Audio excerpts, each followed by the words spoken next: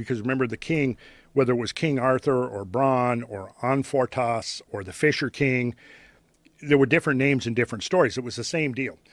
He was sick, he was in decline, he was wounded, the wound wouldn't heal, he was debilitated, and the only way to restore him was to find the grail, bring the grail back, allow him to drink from the grail, but the grail was also the means of restoring the wasteland to fertility and fecundity.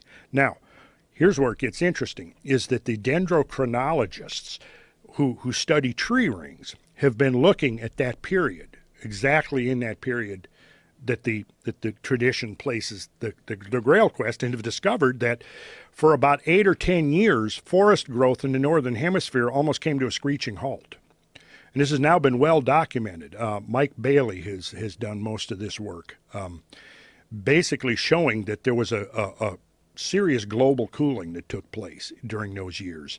And the historical record of that seems to confirm, because there's multiple descriptions, from Irish monks and so on, describing how for weeks at a time the sun is not visible, that its darkness has come over the land, that there were reports of these mysterious fogs, and then there are multiple collapses of agriculture.